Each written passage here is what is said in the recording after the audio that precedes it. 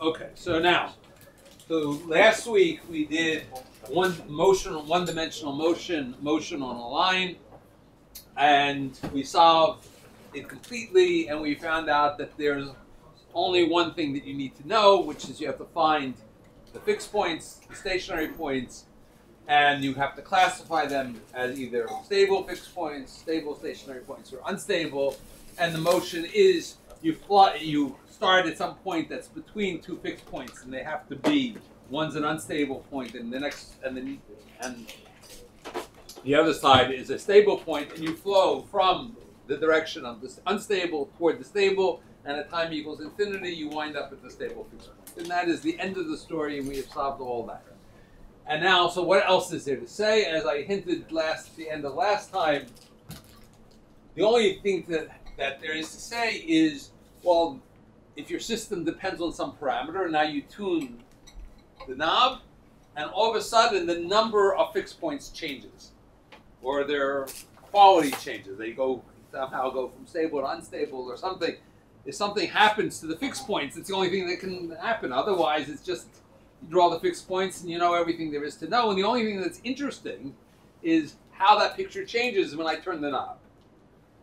And so there are, and the word that's in this dynamical systems language that's called bifurcations. When the number of fixed points changes, that's called a bifurcation. In physics, it's traditionally called a phase transition, because if you take a statistical mechanics system that has a phase transition and you try to describe it by deterministic mean field type of equations, the phase transition shows up as a bifurcation in the equations, as we'll see an example of that today for okay. So that's the story. And now, so there are different ways that there are different types of bifurcations. So we have to, the whole purpose of today is to introduce ourselves to the various different bifurcations so we know and love them, we can recognize them on sight, and we have this language that we can use to describe them. So when you have this set of equations and you tell your advisor, oh, there's a saddle node bifurcation at this parameter, and everybody that nods their head sagely and says, yeah, I understand exactly what that means. Where the point of today is to understand what all those words mean. So their first kind of bifurcation is the one I described last week at the very end, which has this very strange name. It's called a saddle node bifurcation. All right. Now we won't understand today why it has that strange name, because in fact, only when we get to 2 dimensions, we'll see that there are fixed points that are called saddles and fixed points that are called nodes, and this is when the fixed point changes from being a saddle to being a node, but that we don't understand yet. So for right now, this is just a name. All right. And the picture, as I said, was very simple. We saw that if you have the following equation, x dot equals, make sure I get it right, yeah, r plus x squared. All right. So now, if r,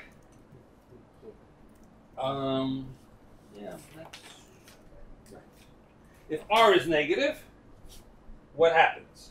If r is negative, then the graph of f. What is the graph? This is f of x. What does the graph of f look like? It starts out at x equals 0 negative, and it increases. It's a parabola. So how many fixed points are there? 2. It intersects the axis at 2 points. Right? Now, which one is stable? Well, here x dot is positive, so the flow is this way. Here, x dot is positive. The flow is this way. Yeah, yeah. And here, x dot is negative, and the flow is that way. So therefore, this is a stable fixed point because it's got a negative slope. Remember, the stability is determined by the slope of the fixed point with a minus sign, so negative things are stable and positive things are unstable. Right? That's when r is less than 0. what happens when r is greater than 0? Well, we just lift up the parabola, and now it looks like that at x equals 0, and it's a parabola. There is no space. And there are now 0 fixed points. So we have gone from 2 fixed points to 0 fixed points, and a saddle node bifurcation is going from 0 to 2 or 2 to 0, whichever way you go through the bifurcation. All right, and here the flow is just positive the whole way through, and you just flow all the way. X just, wherever you start, you just go off. And there might be other stuff that happens, if there were other fixed points around, but we're just looking locally around what happens in the vicinity of the fixed points that are impacted by R, right? Because in the more general situation, right, you're going to have a much more complicated f that looks like something like this. That's for some parameter, it looks like that. And then for another parameter, it looks like that. So here, the flow would be toward this fixed point, for r greater than 0. But the point is, we're looking, and this is just around here, and what happens here. And so, right, here there are no fixed points in the vicinity of these 2 fixed points that appeared. And really, it's like a collision of a fixed point and an anti-fixed point. A stable fixed point, hits an unstable fixed point. They go boom, right? Like matter and antimatter, and they disappear. So that's the kind of collision we have here. And you think that that's funny, but in fact that's deep mathematics, because in fact you can think of the fixed points, the stable fixed points as having a -1 charge, and the unstable fixed points as a +1 charge, and the total charge is conserved in this reaction, right? Because here we had a +1 and a -1, and here we don't have anything, so it's 0, and so really there's a deep analogy there. Yeah. It's a saddle node just when you can alter from 0 to 2? Yes. Yes, this is this. We will describe other ways fixed points things can happen to fixed points. But you can't go for 1, so you can't go from 0 to 1. No. Can't happen. But what if R is equal to 0? Well, so at R equals 0. Yeah, very good. Well, okay. Yeah, because you see I left space. Oh. See how brilliant that was? When R equals 0, the graph looks exactly like this. Modulo my drawing ability. Right? And this point we discussed last week, this is a half-stable fixed point. So its total charge is, again, 0 because it's half plus, half minus, whatever you want to think about. Right? I mean, at this point it's half-stable because this came together with this and they haven't yet collided yet. They're both sort of still there at some level. Right? So here the flow this way is that way, and here the flow is that way. So on this side it's unstable, this side is So it's going from 0 fully stable or unstable to 2 fully stable or unstable. Again, I didn't get that. So saddle node is when you can go from 0 fully stable or unstable fixed point to 2. Right. You have no fixed points. Yeah. Because and here you have one stable and one unstable. Because in the example to the right, if you add a... Well, so here there was another fixed point that wasn't, right? But still, the total number of fixed points in this picture changed by 2. Yeah. Right? But because here you went from 1 to 3. That's the same. But really, you went, in this vicinity, you went, yeah. Do you have example in nature that you have half fixed point? Well, yeah, exactly at this. Right, when R is exactly now. If you're a mathematician, right, you say, yeah, right, of course R can be 0, and then you get this. Now, if you're a physicist, you can say that R is never exactly 0.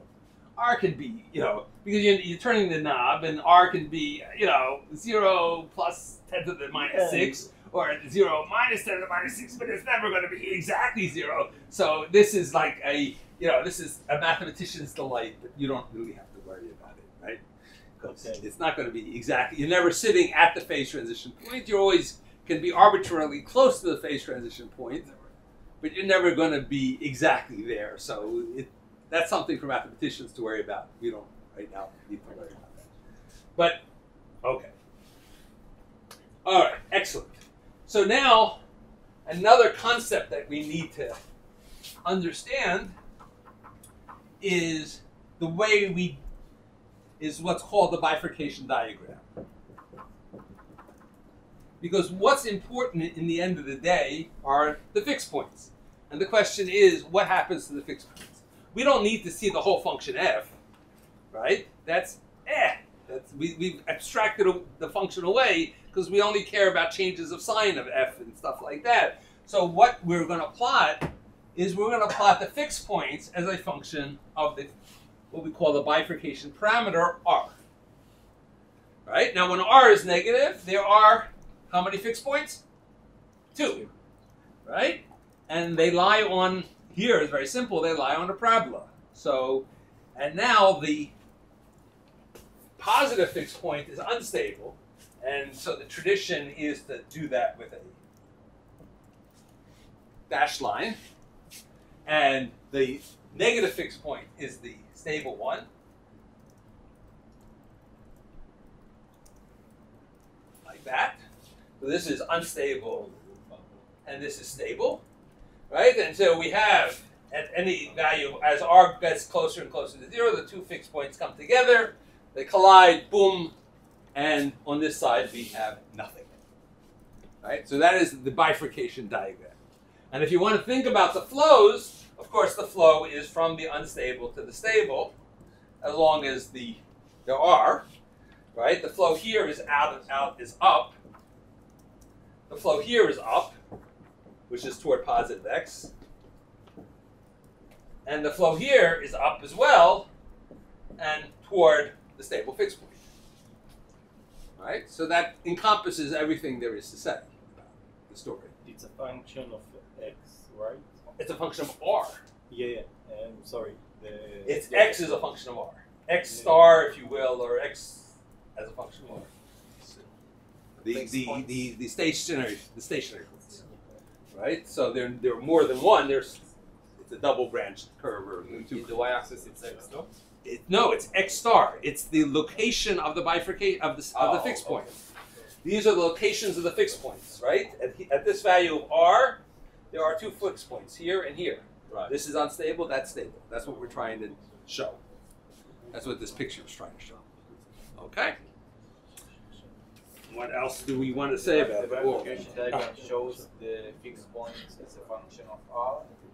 Yes, that is what a bifurcation diagram does.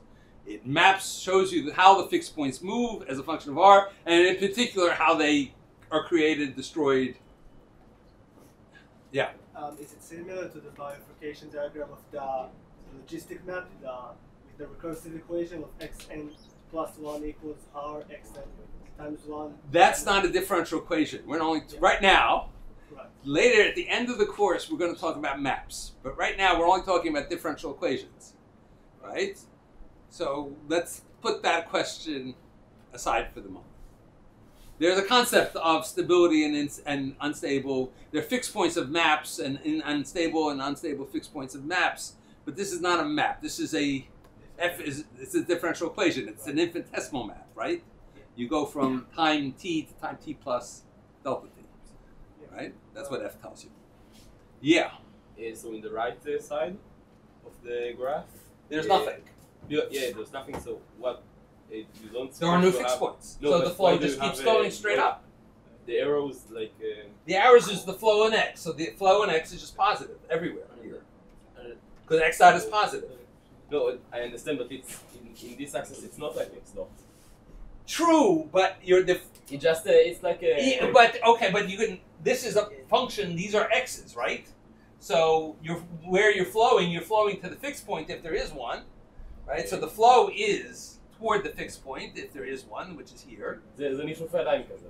Right. But the flow in x, there's also, because this is x space, you're plotting x as a functional, right? Plotting x, you can also think about the flow, which is, yeah, it's a little strange, but that's the way we do things. That's the way it's done. Yeah. You said about the analogy with particles and charges. Right. That, and there's a conservation law. Right. Can we associate it to a symmetry of how the types of points are distributed? Not exactly. No, I don't think so. No. Okay. Now, what next? So let's do an example. Because we didn't do many examples last week because everything was so trivial. What was the point? But now we're getting into stuff which is a little. We should try at least one example. Right. So an example: x dot equals r minus x minus e to the minus x. Okay, just pulled out of Strogatz. I would say pulled out of a hat. Strogatz pulled that out of a hat. Right? Okay. Now, so what you're supposed to do is you're supposed to figure out where the fixed points are as a function of r.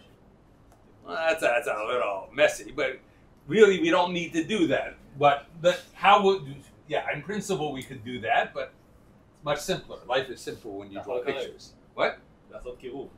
We could, we're going to get there in a second. First, we'll draw a picture, right? We want a fixed point is when r minus x equals e to the minus x, right? True? So if we draw the graph of r minus x, and we draw the graph of e to the minus x, where they intersect is a fixed point. So the graph of r minus x, so that's linear, and it starts here, and it has negative slope, so this is the graph of r minus x. And now there are different ones. There's another one here, there's another one here, there's another one here, right? There's a whole family of r minus x's, depending on r. Right. Right? And this is something that's independent of r, so that's very simple, right? That starts at 1 and goes like this, right? So for r's, which are here and less, are there any intersections? No. No. So are there any fixed points? No. If r is less than 1. If r is less than 1, right, if r is less than 1, no fixed points. See how easy it was? No. See, pictures are so wonderful, right? Yeah. And now if r is bigger than 1, say we're up here, You have to. how many fixed points are there? 2. 2. So what do we have? We have a saddle node bifurcation, right? If r is greater than 1, we have 2 fixed points. R is 1. And where is the bifurcation happening? At r equals 1. What's the tangent? Okay, and what happens there? Right, at that point, in fact, there's no 2 intersections. There's only 1 intersection because the lines are kissing and they're tangent to each. This is the tangent to that at r equals 1. So now we can find out, we can actually now do your mathematical approximations now that we have some idea what we're supposed to be approximating around, right? So there's, right, so if r is close to 1, then, Lambert's W function. well, yeah, you could write it in terms of Lambert W, but why? I mean, there's no point. But the point is that where is the fixed point born? The fixed point is born at x equals 0. At x equals 0. Because it's exactly there, right? To show you, because what we have to do is take a derivative of this. So we have 2 equations, in other words, right? To see if we want this line, we want this equation to be true, and we want that these 2 curves are tangent at x, at the fixed point, right? So the slope of this curve is -1. The slope of this curve is minus e to the minus x. So if they're tangent, that says that x equals 0, which therefore says that r equals 1. So that's how you can find okay, so this is where the bifurcation happens at r equals 1. So in the bifurcation diagram, we're drawing the bifurcation diagram that we had, except that now it's the other direction. So when this is r equals 1, and the 2 fixed points are born out, and then out here, and this is x equals 1. So they're born here. Right, that's our bifurcation diagram. Right? No, there are born on x equals 0. X equals 0. You're right. Yeah, you're right. here, right? R equals 1, x equals 0, so they're here. This is x equals 0. All right, this is R, this is x, and it looks like something like that. But they're only symmetric, or it's only parabolic in this vicinity. It's not a parabola that's very complicated in general, right? Okay, so that's great. What else do we want to say? Yeah. Okay.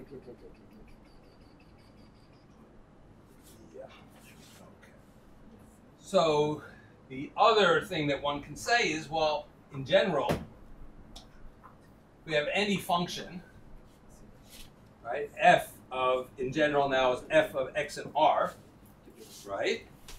And now let's expand it around, let's expand f around the bifurcation point and the fixed point at the bifurcation point. So we have the bifurcation point is r star, and so this is, and then there we have xb, right? xb is the bifurcation point, and let's say rb is the value here. So we have that this is f of xb rb, right? For x is near xb and r is near rb, it's that plus x minus xb times the partial derivative of f with respect to x at xb rb, right? Plus the partial to r minus rb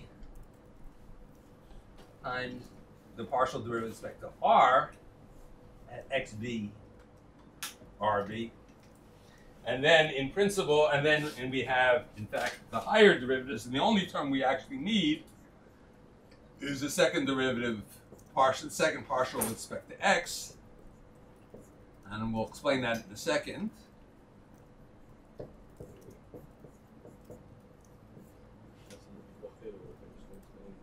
Right. In principle, we also have a partial with respect to the mixed partial with respect to f and r, and the mixed and the second derivative with respect to r. But we won't need that, and I'll explain that in a second. Okay, so at the bifurcation point, what is f of xb rb? Xb is a fixed point. Zero, because it's a fixed point. Right? Fixed point means f vanishes. Right? That's the definition of a fixed point. So this is not there. Right? And now, the less obvious point is that this is also 0. Why is it 0? Because let's think about what happens at the bifurcation point. F is doing that. Right? This is a bifurcation point where it just touches the axis, where f goes down to 0 and looks like a parabola. So therefore, its derivative at the bifurcation point, with respect to x, the x derivative is 0. So this is gone. And now you have these two terms. So it turns out that r minus rb in the vicinity of in the area of the bifurcation is of order x minus xb squared. Just 2 seconds. Is of order x minus xb squared. And therefore, if I would have taken another derivative with respect to, say, d squared f dr squared, that would be times r minus rb. That would be x minus, or of order x minus xp to the fourth. That's a minor perturbation. Because x minus xb is, r minus rb is of order x minus xp squared. So we only need to keep those terms of that order. And so the second partial with respect to r is higher order. The mixed partial would be x minus xb times r minus rb, and r minus rb is x minus xb squared, so that would be x minus xb cubed, so that's also irrelevant at this order. And so the generic equation is in fact basically what we wrote down. Again, why the mixed term? And Okay, I'll do it. I'll get there in a second. I'll do it again in a second. But just the upshot of all that is, I claim that therefore the equation is the generic equation in the vicinity of the bifurcation point, both r close to being rb and x close to xb, is x dot is r minus rb times dou f dou r at xb rb. plus 1/2 x minus xb squared, dou squared f dou x squared at xb rb. And so this is a number plus this in terms of its x dependence. This is a number. This is a number, right? Because it's evaluated at xb rb, so that's a number. And so this is r minus rb times a number plus x minus xb squared times another number. In other words, it has this structure. It's always up, it's parabolic in the vicinity of the thing. And this is, and then there are higher order corrections if you want to go further away from the fixed, if you want to go further away from the bifurcation point, the corrections, but that's the behavior, leading order behavior in the vicinity of the fixed point. Let me answer his question and then I'll get back to you. Okay. So if you want to make it look like this, you have to rescale because you want to define r to be r minus rb, say, because r is supposed to measure the distance to the bifurcation point, and you want to define, x twiddle is x minus xb, and you have to do the constant. But the point is that if these are the same order, right? If these two terms are supposed to be of this playing in the same field, this term has to be the same order as this term. So r minus rb has to be of order x minus xb squared for these two terms to be of the same order. So if they're both relevant, these are and therefore the term which is the mixed derivative is x minus xb times r minus rb times dou squared f dou x squared dou x dou r, right? This is a number of order 1, but now if r minus rb is of order x, so this is of order x minus xb cubed. So you assume r minus rb is of order x minus xb squared, right? In the vicinity of the bifurcation, right? Because when you look at the bifurcation diagram, right, this is a square root behavior. So therefore, if you go with distance r here, x squared is a specific example. Much smaller. No, now this is totally generic. That's the whole point. This is true for all saddle node bifurcations. No, what you are showing here is a specific example. Not anymore. General example. Not anymore. Now this is RB. All I have to do is call that RB. And this is x minus xb. And that's the generic structure. Okay, with that assumption. But but that's what happens. But that's right. But that's the right way. That is the right way to scale things, so you don't have any small parameters anymore. If I will assume that x minus xb is an order of r minus rb squared, I will get different results. Right, but then this picture is not order. You want units where this is, these distances are the same distance. That I will get the bifurcation. You don't want a picture that looks, if you do it in some other units, you'll get something that's super flat, right? Because you've blown up, you want the curvature here to be of order 1 in the right units. You want to rescale x minus xb and r minus rb in such a way that the curvature here is 1. So that it looks like this. Otherwise it looks like that. I mean, if you scale somewhere else, then when r gets closer to rb, the derivative is. So this is the way you scale things so that you get that the bifurcation looks like as only is talking about quantities of order 1. You had a question. Yes. I was thinking that the fixed point is only defined by the x value. So no, the fixed point is the fixed point x is right. You have always have fixed points, right? X stars, and they are functions now of r. But we want to know the number of fixed points as a function of r. Right. But how when you want to know where they are as a function of r. How is it helping x? Because we can just explore the values of r that close to rb. Right. But Right. beyond this, You don't know. No, you only have information here in the vicinity of the bifurcation.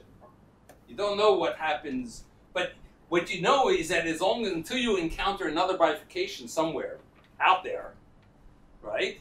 This is the whole story. This is the only interesting thing that's happening. The fact that x, right? The fact that the actual value of x changes with r, like that's a detail.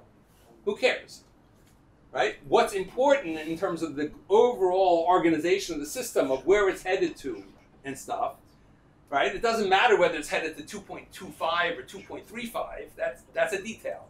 But the fact that once upon a time it was headed to 2.25 and all of a sudden I changed the thing by a small amount and now it's headed to 28, right? That the final destination of x changes, or as I go through here, right? In this picture, what I had, right? Right? That below, when I'm below the bifurcation, x was headed to here. I raised the knob a little bit, and x heads off to 28 here.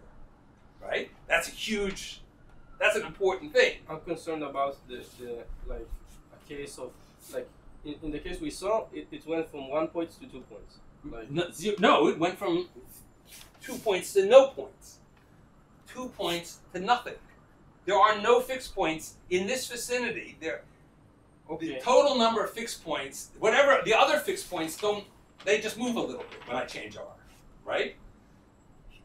Here it happens that there are exactly 2 fixed points, right? But in the generic case, there could be other fixed points out there somewhere, but unless a miracle happens, their behavior is not going to change dramatically at RB. Only these 2 fixed points, something happens to them at RB. So the number of fixed points changes by 2 at RB. So in order to learn something about the other fixed points, You have to go there. You have to look there, right? This is a local analysis around how this collision happened. It doesn't explain the global properties of the whole thing. For that, you have to, look to see if there are other bifurcations elsewhere and where the other fixed points might be.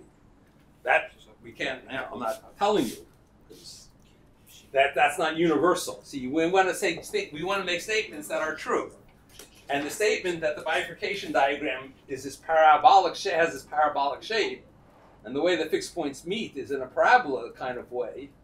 That's true for all saddle node bifurcations. So that's a powerful statement. Statements like, well, what happens else out there?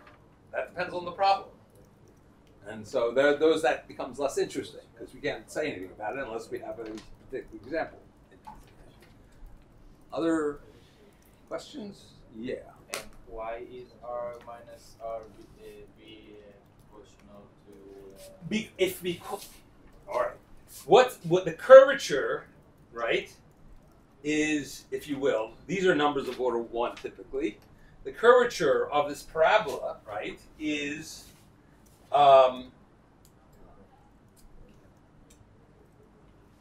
do I want to say this? Right, you have.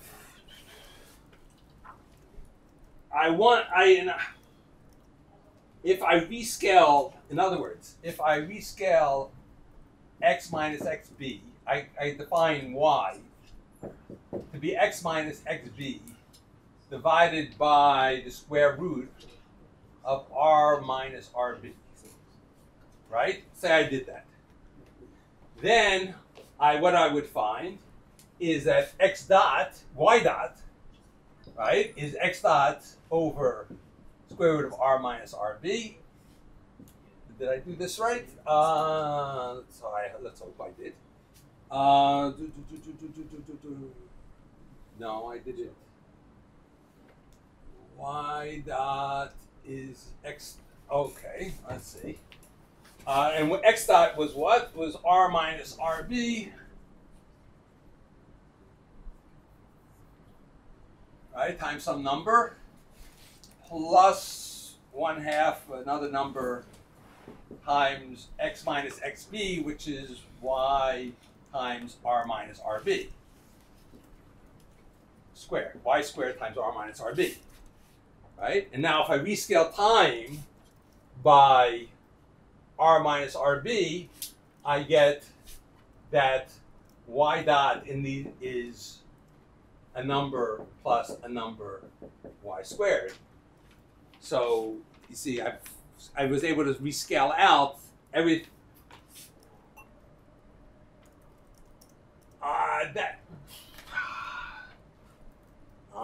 I don't have any other words at the moment to explain that. It's just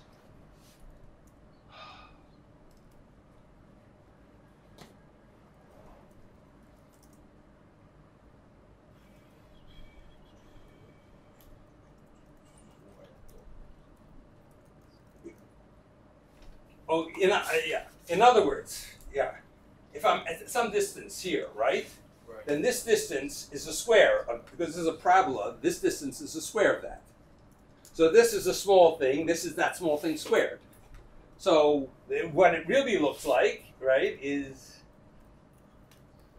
So I want to talk about units where the point is the typical value of this is this distance squared. That's all I'm trying to say.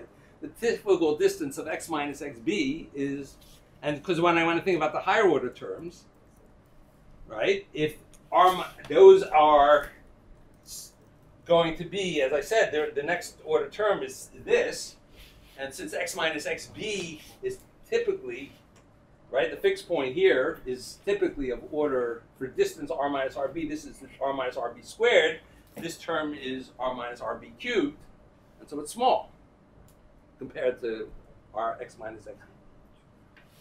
That's what I can say about that. All right. Professor, could we view that conclusion as an inference of previous conclusion? You see, we said partial f over partial x when x equals x star. We said that is obviously 0. Then from that point. But no, but there are other terms here. The question is, why do I stop here? No, the previous one. We said it is obvious from the diagram that partial f over partial x is 0, right? And in that case, f could have some kind of form as f should have has a parabolic. The point is, it has a parabolic form, and the other stuff, of course, it has higher order. As you move further away, it has higher order terms. But it locally looks like a parabola. That's the point. Looks like a square stuff. Yeah. So I don't think it's a problem of a well, yeah, I'm just trying to say it in a way that they can understand that it's not a problem. I agree it's not a problem, but anyway, that's the best I can do at this moment, explaining that.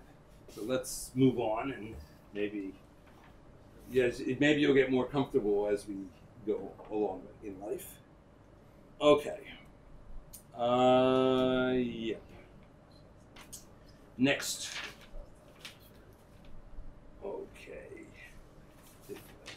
Yeah, so what are we doing? Okay, the next is, so that is there's one other thing that's useful to say, which is important.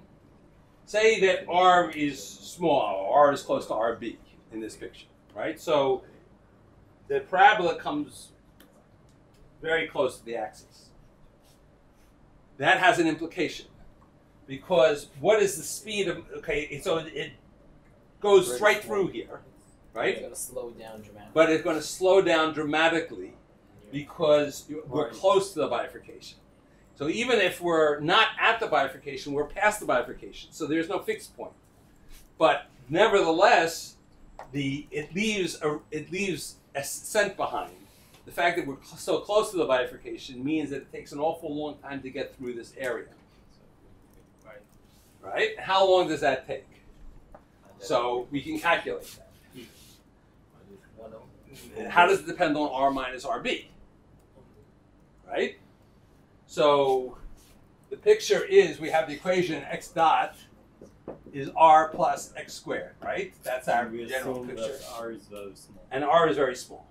Okay. Right? Now, so this is dx dt. So this is dx over R plus x squared equals dt. Something Right? We integrate, Arctangent. and it's arctangent. So therefore, we get that arctangent tan inverse of x over the square root of r, right? 1 over the square root of r equals dt. Right? Right. Equals t. Equals t. Yeah, sorry. T. Okay. And now we want to know how much time it takes to get, say, from x equals -1 to x equals +1. Doesn't, and it won't matter if it's +1 or +2 or +1/2, some number of order 1. The point is r is small. So x over the square root of r, all right? So it's, right. So therefore, the time, this between x minus and x plus, as long as x minus is of order 1 on the negative side and x plus is of order 1 on the plus side, this number is close to pi over 2 and minus pi over 2. Tangent inverse of pi over 2, right? So therefore, the difference is pi. And so therefore, you get that the time is pi over the square root of r. So therefore, the time to get through this bottleneck diverges as 1 over the square root of r. So as r gets smaller and smaller, it takes longer and longer time to get through. And how much longer? How long is long? 1 over the square root of r. So the closer you are to the bifurcation, the longer it takes. Yeah, and it makes sense with what we calculated in the last lecture because about the slowing down when you get when r is exactly 0. Right, when it takes an infinite amount of time to get to the. Okay. We are now done with bifurcation type 1, our saddle node. But there are other kinds of bifurcations. We're supposed to do 2 more bifurcations today. So let us move to the next question. Yeah. So we assume that r is very small, right? Right. And we get pi over square root of r equals t. And if r is very small, pi over that is very big. Yeah. So the time it takes to get through is very long. Okay. Oh, okay. And that was the point. Okay. So now, try to erase this somehow.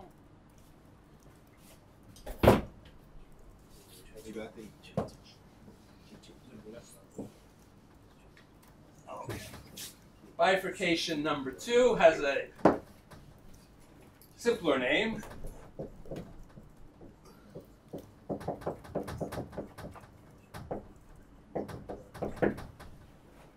A transcritical bifurcation. The word trans means crossing.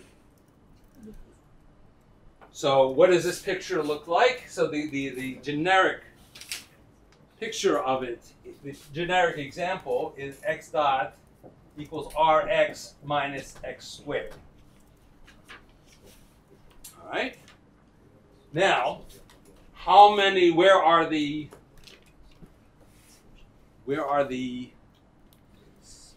fixed points? Where are the stationary points? R and end at 0. X equals r and x equals 0, right? So it looks like nothing happened. There's always 2. For any value of r, except that r equals exactly 0, there are 2. Right? Let's draw our bifurcation diagram. But the type of right, exactly. They switch. So they okay, so one we have, in principle, we have this, and we have x equals r, x equals 0. No, what I want is and r equals x equals r, right? So as a function of r, this is a function of r, and we have x equals r, right? So now let's draw this. Let's draw this curve for our 3 possibilities. When r is less than 0, what does this curve look like? It has negative slope at the origin, and then it's a downward-facing parabola. Right? So it looks like this. Right? That's the picture. Now, which is the stable fixed point? This is the stable fixed point. And this is the unstable fixed point. And now when r is greater than 0, it looks like this. And now this is this is a stable fixed point, and again this is the unstable fixed point. Right? So now what happened is, let's translate that to this, which is the stable fixed point. This is the stable branch. And this is the unstable branch. Right? Now, here, so did I do this wrong? You got mixed up.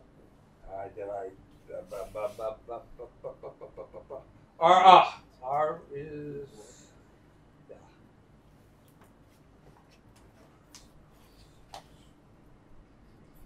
You can't get the bifurcation. You need to add some numbers. No. I'm being stupid. No, it's okay. Now, the type of the fixed and Right. unstable. The positive R0 is unstable. Positive. Is x equal R. We come from fixed and unfixed. Okay. And X. That's not what I'm getting from this picture, so that's why I'm confused. X equal R is on the right is fixed and in the left is unfixed. So that's the transition. Yes. Here the 0 is fixed. Yes. Stupid me. This is the unstable. This is the stable. This is the unstable, and this is the stable. So. Right. Yes. Shows you what happens to my brain after 5 o'clock. Okay. So this is stable, and this is stable, and this is unstable, and that's unstable. In other words, the stable fixed point comes along, hits the unstable fixed point, and now they trade identities. So this one, the x equals 0, which started out to be stable, is now unstable, and this one, which started out the continuation of this line, which was unstable, is now stable.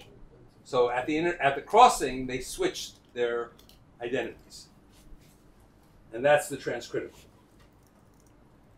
It's a graph of x star of r. What? This is x. Right. This is x star of r.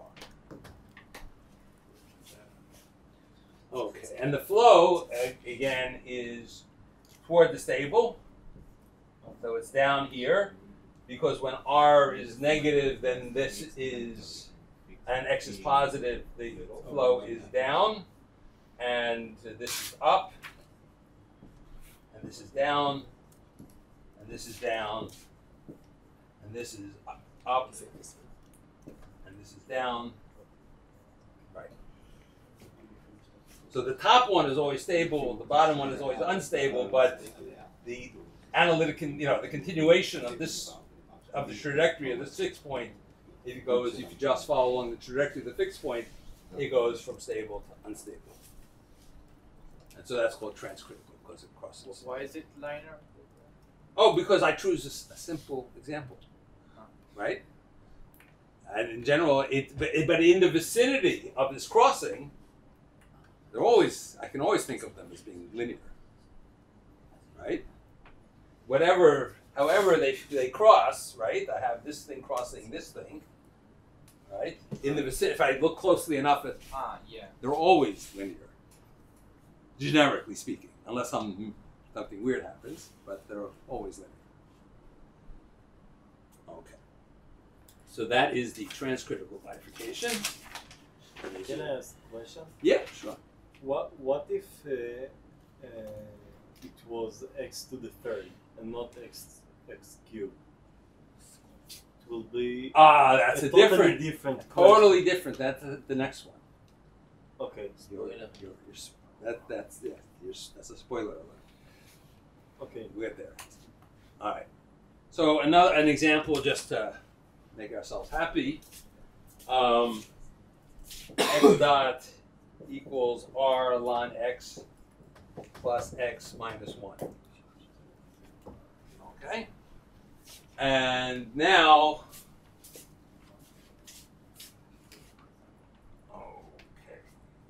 so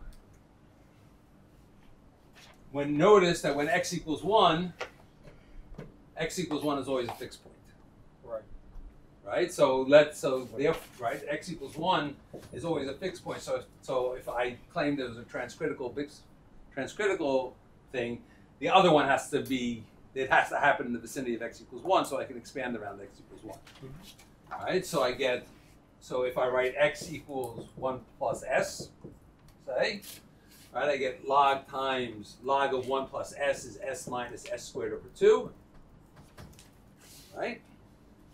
Plus s plus s. That's it, right? And now you see, okay, that this looks like, and therefore the solutions are s equals 0, and the other solution is r, we have r times s plus 1 minus r s squared over 2. So the solution is r, what do I want to say? Oh yeah, so it's s times r plus 1. Yeah. So rb is minus 1. Because it's when this term vanishes. Right? It's when, because here the transcritical bifurcation happened at r equals 0, and here it happens at rb equals minus 1 when this term vanishes.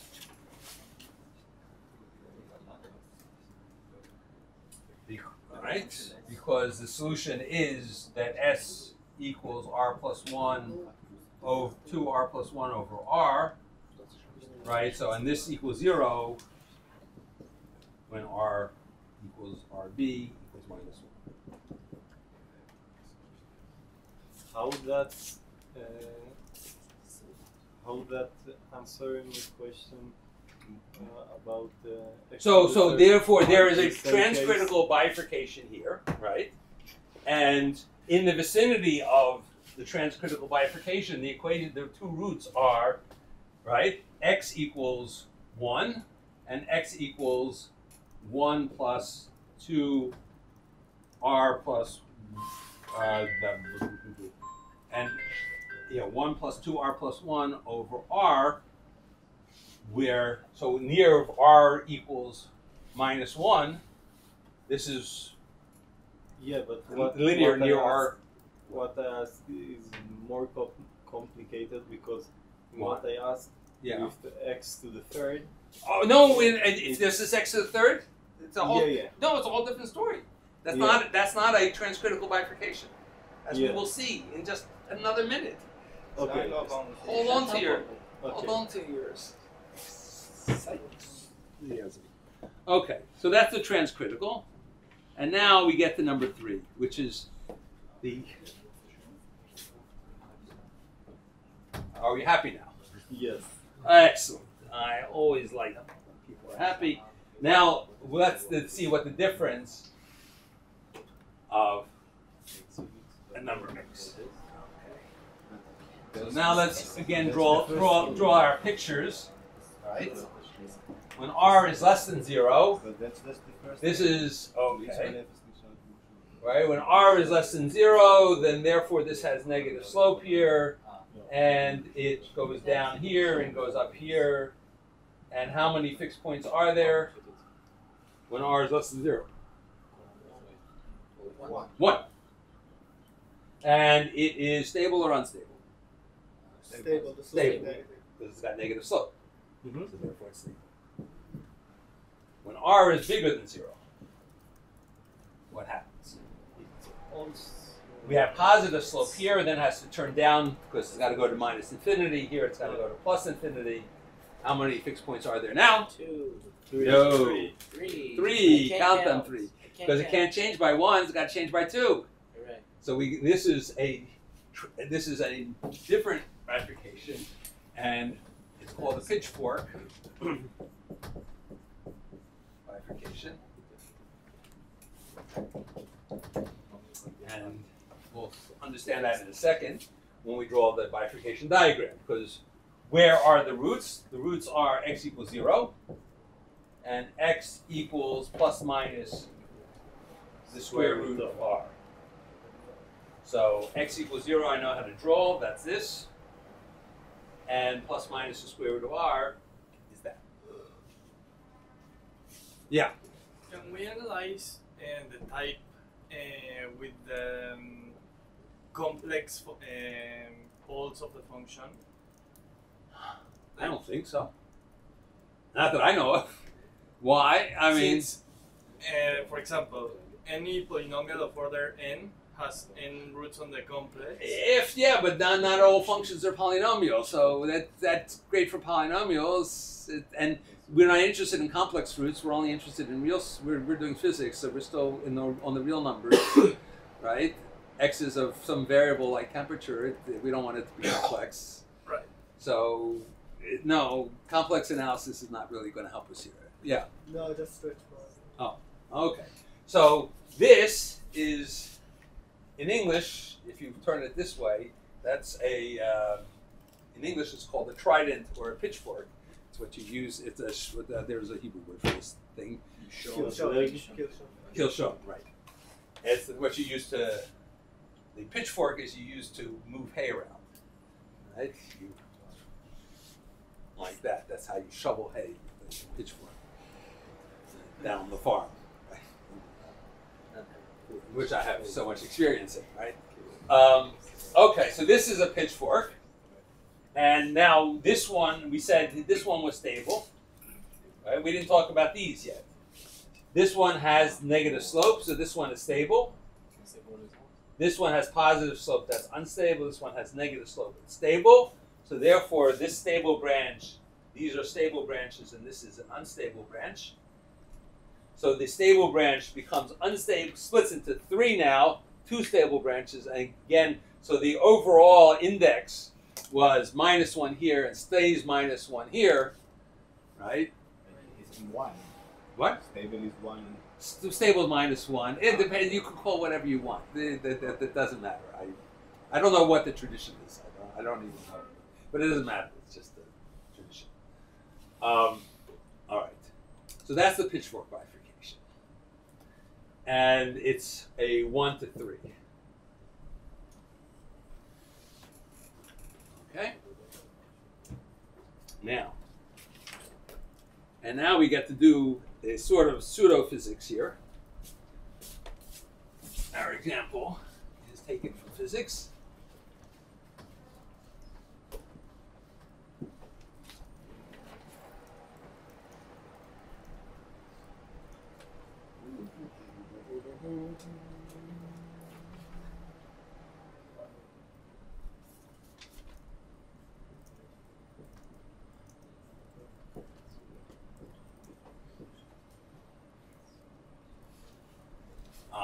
In the theory of magnetism, if you probably are doing stat mech now, right?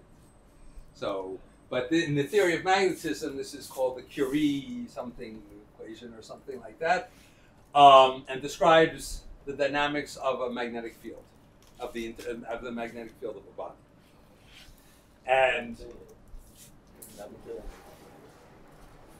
But it doesn't matter. It is what it is. It's an equation that you will see at some point in your life. And now, the idea is that we have a solution m equals 0, and so what happens in the vicinity? If it is in the vicinity of m equals 0, this is minus m plus beta, and now tanh m is m minus m squared over m cubed over 6, if I remember correctly. Right? Some true. What? Because it's minus a half plus a third is minus a second. Okay. And therefore, this is beta minus 1 times m minus beta m cubed over 6. And so where is the bifurcation point at beta b equals 1? That is the bifurcation point. And that is the Curie point. And it's actually over 3. No, it's when this term vanishes. Oh, it's over 3 years? This divided by Yeah. It's a half and a 6 is a third. Because sine is a sixth. Also, What? also, Yeah, also. yeah, cosine is a 6. Yeah. It's late. Past my bedtime. All right. So this thing has a, right? And what it means is that beta is related to the inverse temperature.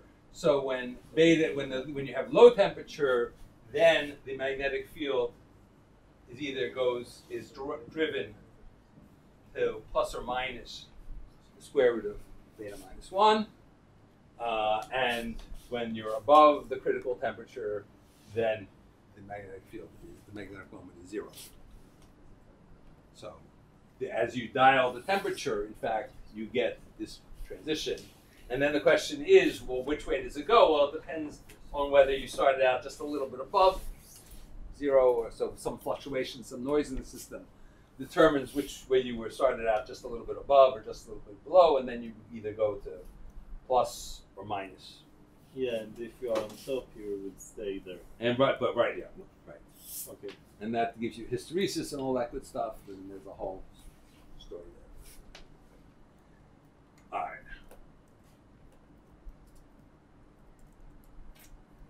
Okay. So this is our pitchfork ratification. Is there anything else to be said about a pitchfork ratification? Okay.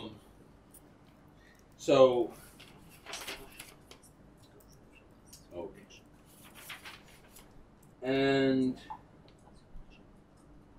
so if you want to do the generic analysis of a pitchfork bifurcation again, then you have that f of x near and r near xb and rb is f of xb rb again.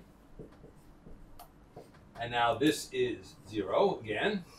And now we have plus x minus xb times dou f dou x at xb rb. And this is now, again, this is 0. And now we have plus x minus xb q squared over 2 d squared f dx squared xb rb. And now the point is, at a pitchfork bifurcation, this is also 0.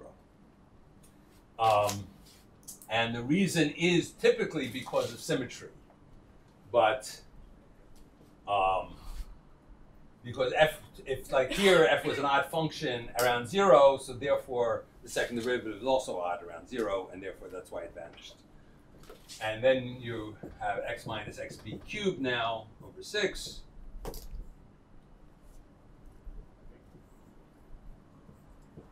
Third derivative. And then you have r minus rb df dr, dou f dou r. And now, so it's those two terms. And now the scaling is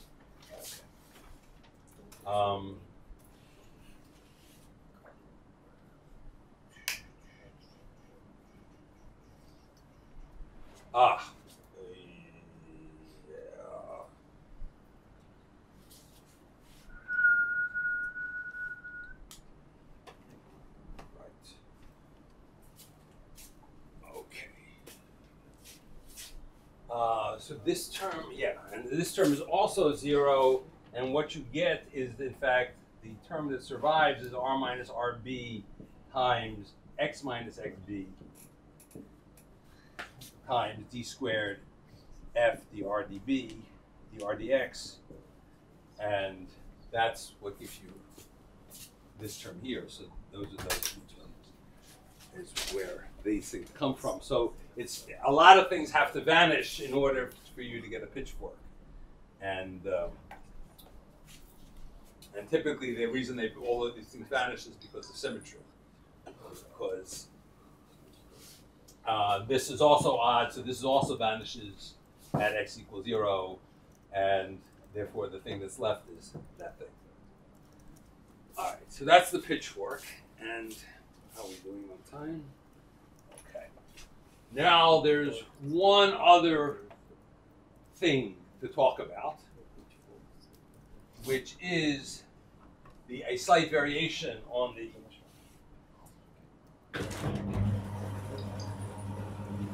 pitchfork. Because as I said, the pitchfork usually comes because you have symmetry the fact that f was odd. So you had this bifurcation when f was an odd function that gave. Yeah. I'm working on it. All right. So what happens, say, in this system, you put in an external magnetic field. The external magnetic field adds a term to the equation and breaks the symmetry. It means the difference between pointing along the field, external field, and pointing opposite the field. And so if you have an external field, the equation changes, and now you have m dot equals h, the external magnetic field, and then we still have minus m plus, this is minus beta m, right? What was it? Minus beta, what were the signs of the times? Yeah, minus x, yes, minus x plus beta and so how does h now change things? Because now we no longer have our symmetry, right? And so things get more complicated.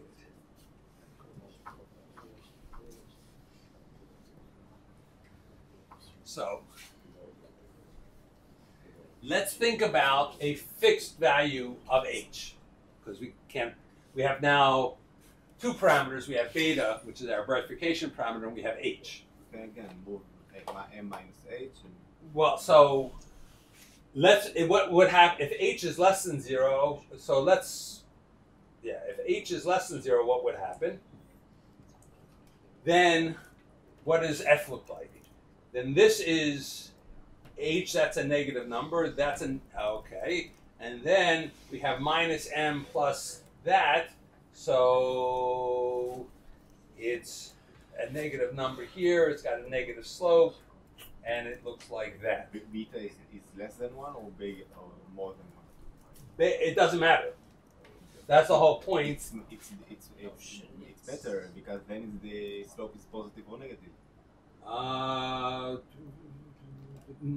Yeah, it's determined with that. Oh, we could, right? Right. So let's do the case. Let's do this where this is m cubed here, for make my life simpler. Right. Then I know how to plot these things. Right. If it's m cubed, then I had this, right, when h is 0, it looks like that, and I just moved it down. And the point is that independent now of beta, it always has one fixed point. So that's boring. So that's boring, so we don't want to talk about that. Let's talk about h bigger than 0. And now when h... No, but because of m cube, it's have another it's m equal to infinity is infinity, not 0, not minus infinity. Because m cube. Yeah, it's flipped to that. Hold your horses.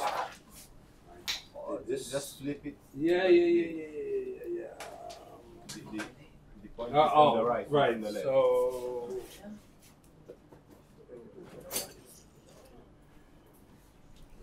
Why did I? H plus Rx.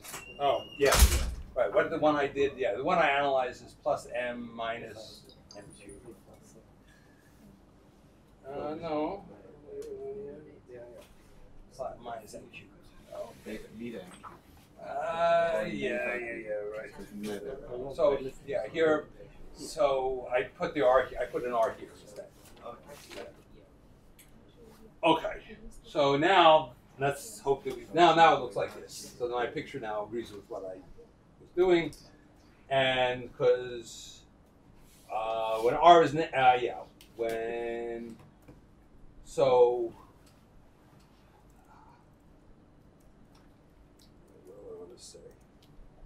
Oh. Yeah. Oh. So yeah. If r is negative, so let's look at r negative. If r is negative, then without the h, what do we have? We have this thing here, and now we move this up and down, and nothing happens. There's just one solution. But when r is positive, then we have our story of this, and this. And now, depending on how we move this down, there's a range of h for which there are 3 solutions. Right? So there's a range of h. It will not be the case with the fork. It goes from 1 to 2 and from 2 to 3. No. Yeah, well, yes. we'll see. We'll see. Yeah, I mean, it's complicated. So, Right. so that not. No, this is not a pitchfork bifurcation anymore. Okay. It's not a pitchfork. The question is, what is it? Yeah. Right?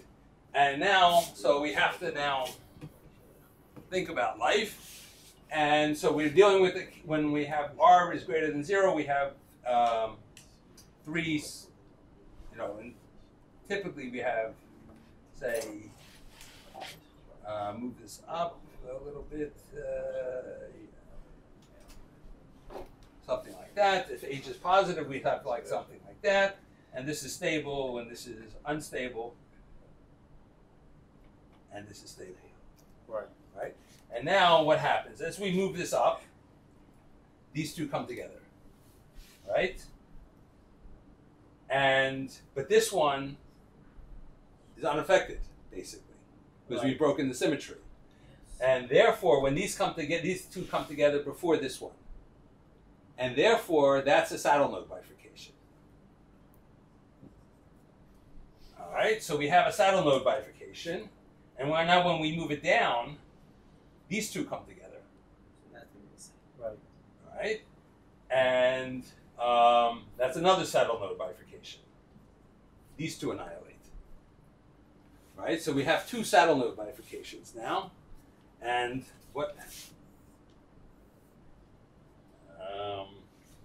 So what is the definition of saddle node? So what do I want to say? As I change r, but I'm changing r, right? H. Well, so let me change r, because that's what I'm supposed to change. So as I change r, what happens? For a given h, I claim the picture looks like this. Let me draw the picture and then try to explain it. So there are when r is positive, there are 2 negative solutions and 1 positive solution. And when r is negative, there's only 1 solution. Right? But now, so here I have a saddle node, but this is a saddle node, and this doesn't do anything. It's unaffected. For a fixed h, this is unaffected, and this does a saddle node. So, and now what happens is I make h smaller and smaller. What happens is this point moves this direction, this point moves down, and at when they're very close to touching, when they're almost touching, it looks something like this.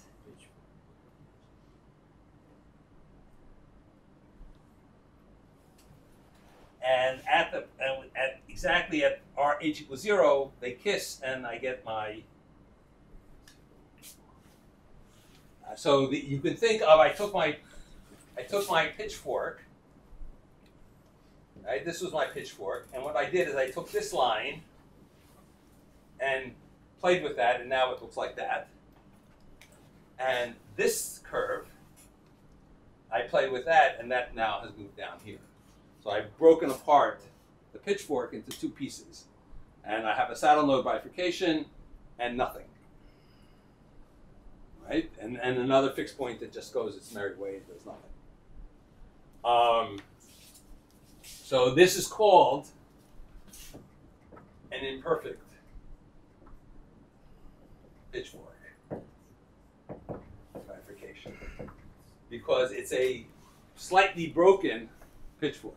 Hard to shovel hay with that. Yeah, you don't want to, right. In terms of pitchforks, it's actually quite imperfect for the purpose of shoveling hay. But, so the idea is when you break the symmetry, then this beautiful picture we had of the pitchfork breaks apart into 2 pieces which are qualitatively different. So if you need to define the imperfect bifurcation pitchfork, yeah.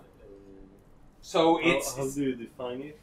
it's where you have in close vicinity you have one line of fixed points very close to a saddle node. Before you define the pitchfork bifurcation by 1 goes to 3.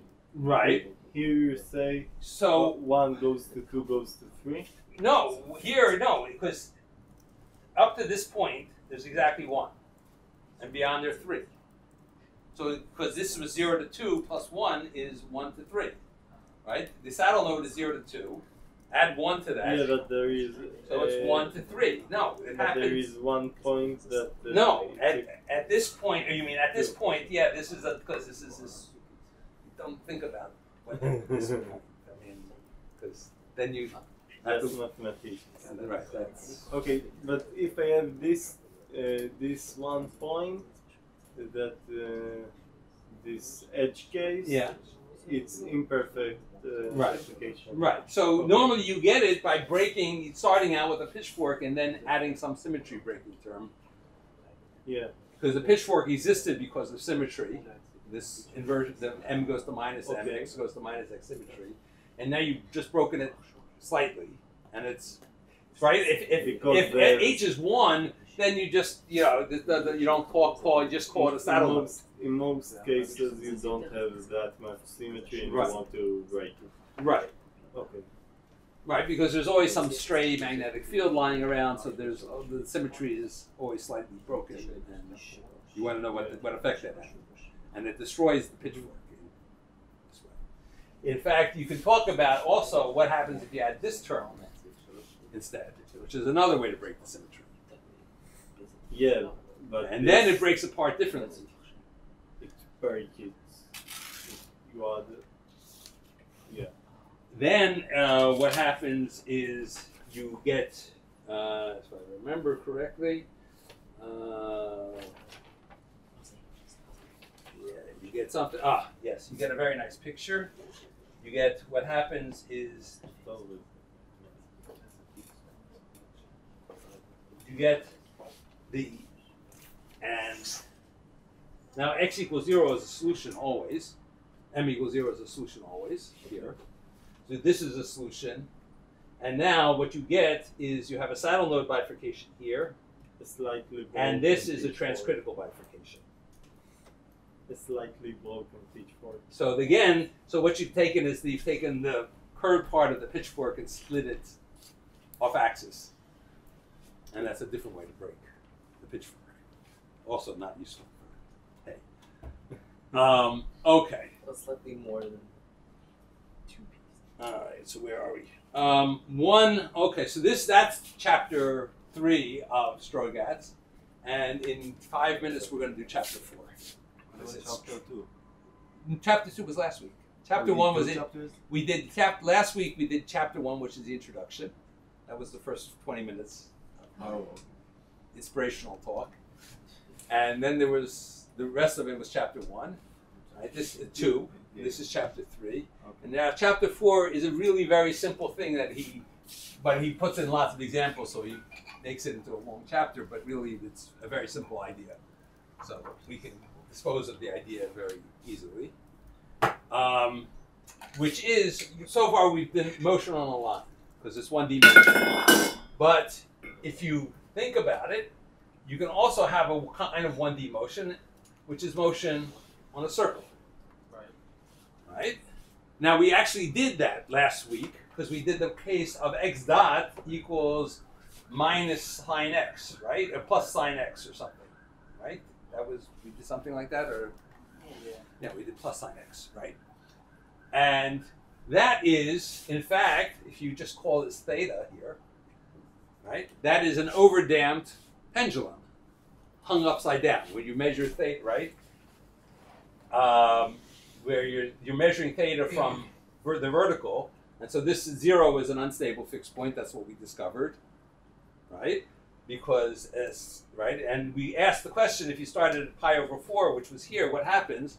Well, now that we know this is a physics problem, we know that it goes here, it goes to pi over 2, right? Or it goes to pi or whatever, and it goes to pi, and it's obvious. right? Because we know how to do physics, and we know that the pendulum would just go down and rest. Because this is an overdamped thing, it'll go down and approach this at infinite time, right? So the only difference is before when we talked about x, you know, then there were lots of fixed points. It was x fixed point at 0, 2 pi, 4 pi, blah, blah, blah, blah, blah, right? Now they're all the same fixed point, right? There's a fixed point at 0, and there's a fixed point at pi. 0 is stable, pi is unstable, 0 is unstable, pi is stable, and that's all there is because 2 pi is the same as 0, right, in this thing. And now, so the real cute part about this is in such a world, you can get rotations, right, even without fixed points, right? If you have the equation theta dot equals omega, right, and so in X space, right, it just zoom, goes that way. That's trivial. Now we think of that as an oscillation because of the mapping of the periodicity of theta. That theta of 2 pi is the same as theta of 0. We call that an oscillation, right? But it was the same thing we were talking about here. If we had this trivial problem of x dot equals a constant and x equals vt, right? And now all of a sudden it's now an oscillation just by talking about that. So that deep idea is the whole story. So we can do one case here just to analyze one non-trivial case. Theta dot equals omega minus a sine theta. So we just did the case of theta dot equals omega. That's pure rotation. And now this is a more non-uniform rotation where the rotation speed depends on theta. And now everything depends on the relative sizes of a and omega. If omega is very big compared to a, if omega is bigger than a, right, then this term is always positive. And then we just get rotations this way. Right? Whatever direction you think theta positive is, right, that goes around that way. But if omega is less than a, then in fact, then you have a fixed point at, you know, theta star equals sine inverse of omega over a, which is a number which is less than 1, right? And so we went from having, as we dial a or dial omega, we go from, and in fact there are 2 fixed points, in fact, if you think about. Also pi over pi minus theta. Right, and then there's pi minus omega over a or whatever. And what this pi is... minus what? Sine minus 1. Yeah. So the picture, right, is it looks like this, and there are these 2 fixed points, and this is nothing but a saddle node bifurcation. So, and then, right, you have a fixed point, and one's stable, one's unstable, and the whole story. So there's nothing really new. What? Just the fact that the statement that I made that you don't get oscillations in 1D systems was true if you have motion on a line, but if you have motion on a circle, then you can call these oscillations if you want. It's up to you. I mean, right? Because it's rotating, right? You get rotation. So you want to, because in other words, it comes back to itself all the time, right? Whereas we said that you can't come back. You can't oscillate because you can't come back. Well, because here you can come back by going all, into the next. Yeah, so once you are completing you've gone back to where you started in terms of theta. So that's that, and that's a whole. He has a whole chapter devoted to that. I don't know. As I said, it's not a very deep thing, but just so that you don't think that I skipped the chapter completely and I'm trying to cheat you out of anything. Yeah. So we only care about between 0 to 2 pi. If you or minus, depending on how you like slice it, minus pi to pi, 0 to 2 pi, whichever way you like. Our solution also needs to be periodically 2 pi. So. No. No. Well, because if you have theta equals theta dot equals omega, right? The solution is theta equals omega t mod 2 pi, right, or something, right? So yes. But then it's discontinuous. So you have then the choice of you either say it's periodic and discontinuous, or it's continuous and not periodic. But then under the mapping, there are whatever. Right? I mean, You need to theta is just increasing linearly, but we identify when it hits 2 pi, we push it back here. We say, right? So it looks like this, and it's discontinuous. Right? As you wish. No, you pays your money in whatever way you like to think about it. All right. So we have now done chapters 1, 2, 3, and 4, and we are ready to move on next week to 2-dimensional motion. Which has a little more meat to it than Monday. But we will, of course, meet all our favorite bifurcations again.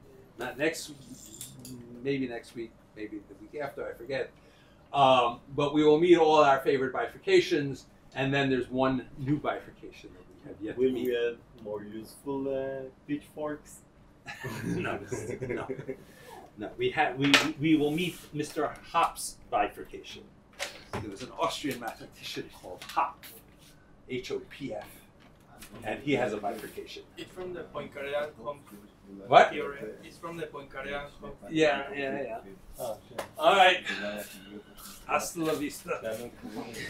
In this tutorial, we are going to talk about bifurcations. Okay? And we'll start with the very simple and okay.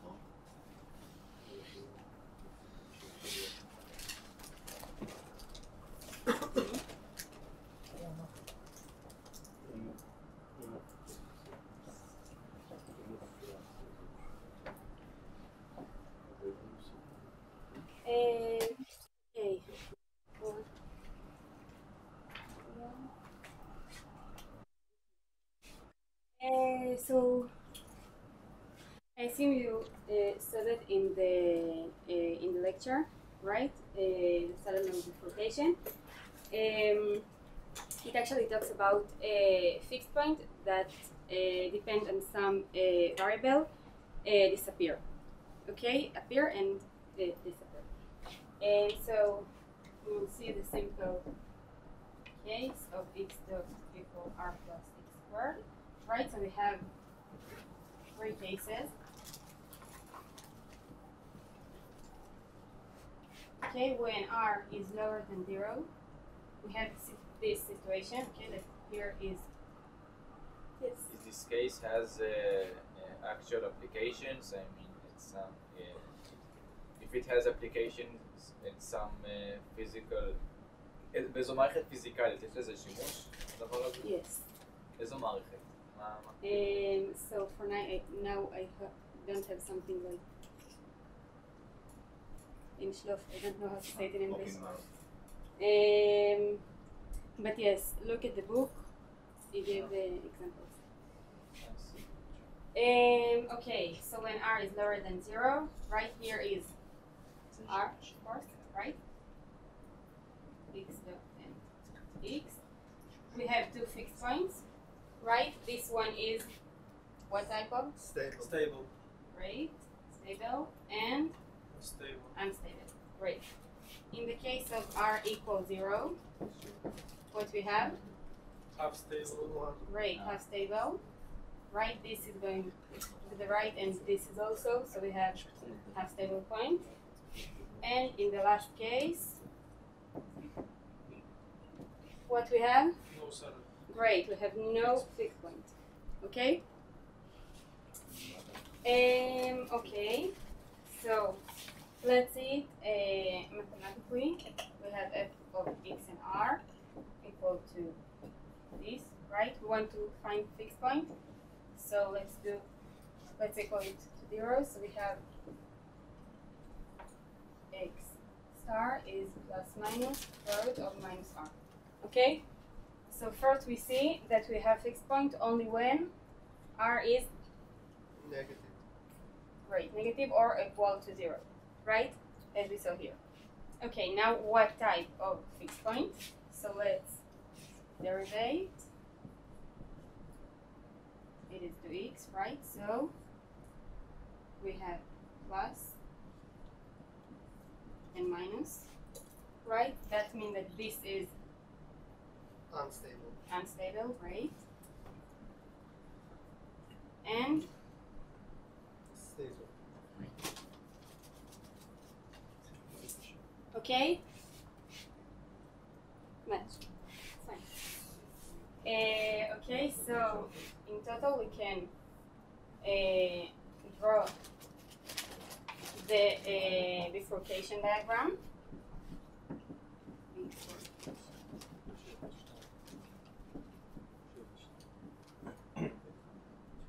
Okay. Of R. X of R. Okay, so what we have? When R is bigger than 0, there are no, right? So in this area, there is nothing. When R is lower, we have 2 fixed points, right? One is stable in the negative part of X and was in unstable, okay? So we'll have something like that, okay? And we have another, I'm sorry, not another, but those 2 fixed points are collide at X equals 0, right? In this point, and we see they have stability. Right? Are you with me? Okay, great. And let's continue to transcritical.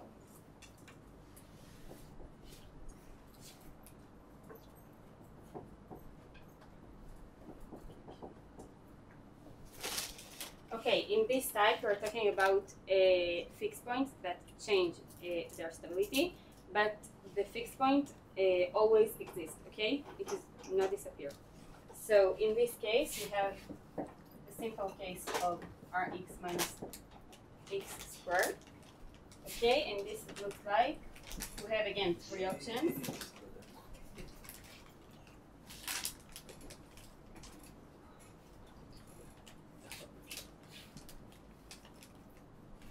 Okay. When R is lower than 0, we have 2 fixed points, right? Here is unstable, and here this is a stable point, right? When R equals 0, we have again the case of half stable, right?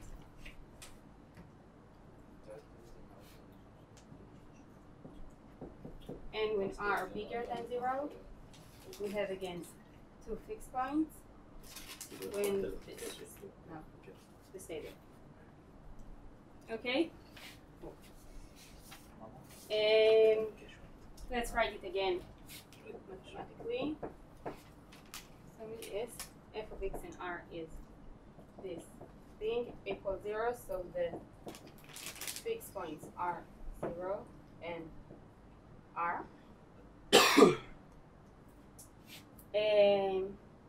Okay, stability.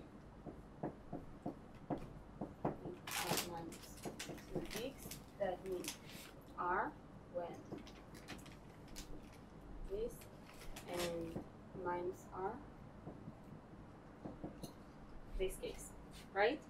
So we have cases for the stability when R bigger or lower than 0.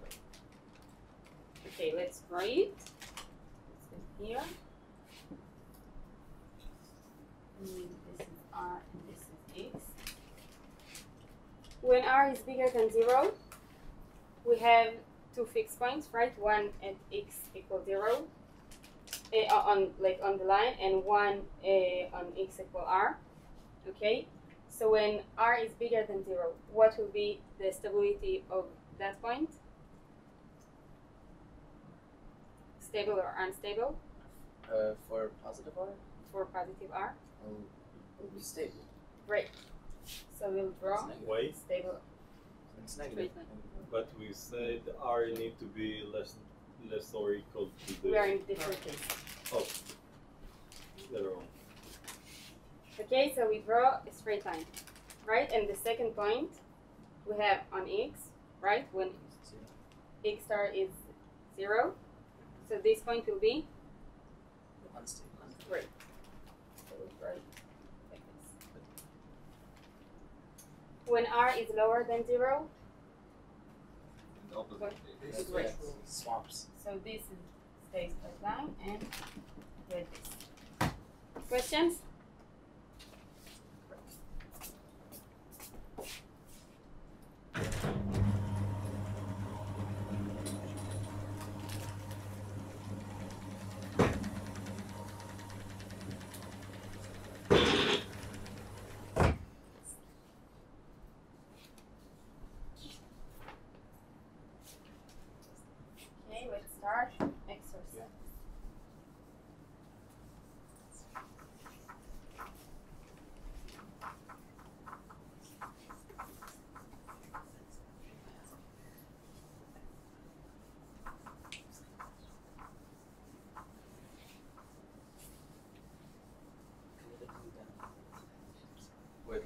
explain the graph again?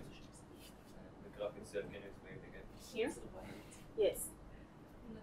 When r is bigger than 0, okay, all the right area, we have two fixed points, right? Always. And okay, let's look on the stability. When x equals 0, the differentiate is r. Okay, we say that r is bigger than 0, so the stability is unstable. Okay, so all this line, all of this is x equals 0, so it will be unstable. Okay, so we draw a dashed line. In the second fixed point, x equals r, so we have a line, and what will be the stability? R is bigger than 0, so it's stable fixed point. Okay, so it will be straight line. And similar in the left side. Okay. Yes, you have?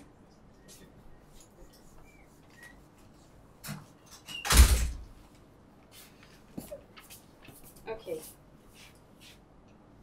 Exercise 3.1 or from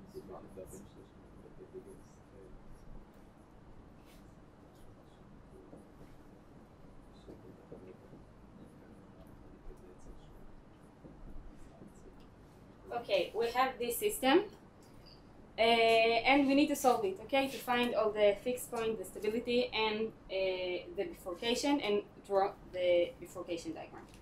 Okay? Okay, so let's start. Let's start with first step. What we want to do? Find the fixed points. Great. Find fixed point. So we have r this equals 0. This da da da da da. You believe me? Or you want to do that?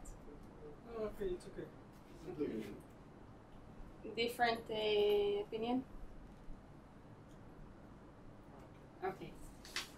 So fixed points. X star equal half minus r plus minus square root of r squared minus 3r plus 1 over 4. Cases. Hmm? That's it. Fine. Okay. So what we can see now that we have here, we need this to be bigger or equal 0, right? So we will have a bifurcation. So we want this. I'll put it here. Ta-da-da. So we have some R3, right? Or R2. It will be 3 plus minus 9 minus 1 over 2 plus minus 12. Yes. Okay, so we have two fixed points and two critical R. Okay. So after we have the fixed point, what we want to find? Stability. Right, stability. So let's do the derivative.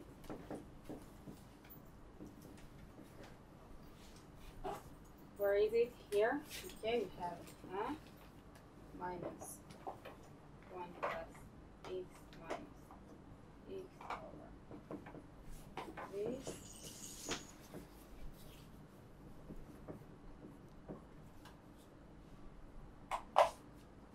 Okay. Okay, so cases. At plus minus. Okay. No, let's take this. Let's look at each point separately. Okay. Let's start with when R is lower than the first one. Okay? Some before we get the two critical, right? And it was like this. And we want all the bigger, right? So in those areas we will have a what? So there are no fixed points in that. Here will be no fixed points, right? And here there are, because we want a bigger. I want it to be at least or something. Okay, so let's start in this area. Okay, we know that there are two fixed points. Okay, so let's look at the minus ones. Okay, we have minus r minus. התרגול מוקלט? Yes, I think. Yes. No, no. It's okay. It's fine. It's not fine, right? Yes, it's fine. Oh, that's good. Okay. And da-da-da-da-da. Okay. Minus 3r plus 4. Do you agree with me that this is true? Yes. Okay, and r is lower than this, so agree? Great, and this thing is square root of 2 minus 1, and this is bigger than 0. And not 0, I'm sorry, bigger than minus 1. I'm sorry, I didn't say something, but this is important too. This is the system, right? So notice that we have a yes, asymptotic at x equal minus 1. Okay? So this is bigger than minus 1. I look at. So on the right side of the asymptotic. Hmm? So on the right side of the asymptotic. Yes. Okay, so both of them. No. Plus minus, both of them will be on the right side Now of the this, asymptotic. we said this is smaller than or equal to this. Why? For large You're values of right. r, this will for sufficiently large values of r, this will be smaller than negative 1. Is maybe the value of r is already this 3 over 2 minus 3 over 2. 1, we look at the minus.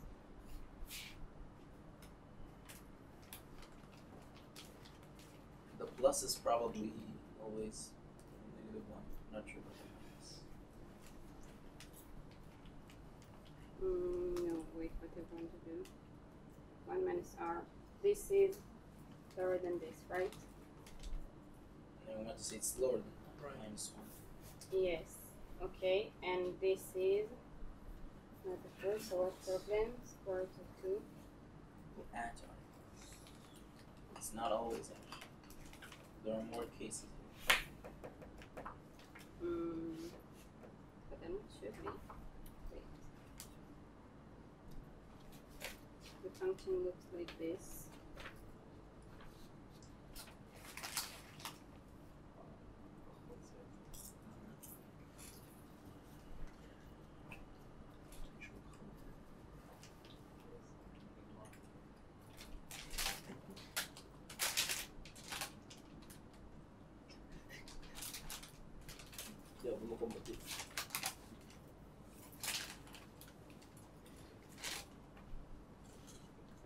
I'm sorry. Wait. This is bigger because r. We did minus r. Yeah, but now you said this is smaller than or equal to half minus r.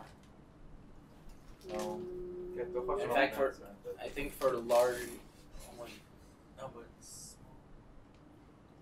If we plug in We have our this, so minus r will be bigger than minus this. Right? אבל זה קטן שווה ואז זה גדול, ואז מה את עושה? Because here I had no, a this minus. is but this is smaller than or equal than half minus 1. I think it's right that it's more than Yes, negative yes, 1, but it is it's bigger, not. so we get this. No, This but is the point. you said x star is smaller than a half minus r. You can't say now that it's bigger. Yeah. No, you have to X say star. immediately that x star is bigger than something. And again, here is minus and And this, no. it's not. איך גמרת כל כך הרבה? ככה. What they did. מה אני יודע?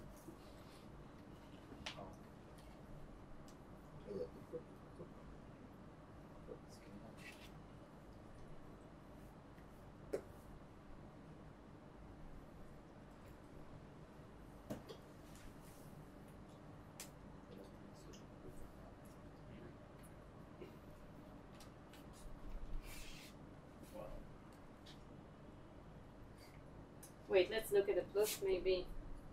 Then.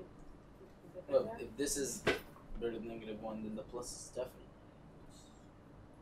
No, in the second case, I was just want to see if something. And the second case then is bigger than half minus r, which is. Wait, in this case we are 3. Then that's No, not this good. is will Yes, bigger. so this will be bigger. So what for me? במקרה הזה השרשרת של הגדול זה עובד. No, it's not. No, because זה here we חצי want מינוס- the זה lower. חצי מינוס r. ש... Yes. במקרה הזה זה דווקא כן. זה מה So what, ששורש there are no אסור way. אותו איש שלילי. רגע. If you have this is like this, right? And R now is bigger. לא, השורש אבל הוא משהו חיובי שלילי. אז זה אפשר להשיג פה. זהו, זה This גדול is like שלו. that. Okay. And R. ואז עם המינוס, אם הקטן משלושה חצה עם מינוס שורש 2, אז באמת המינוס גדול, ואז את יכולה לעשות נראה.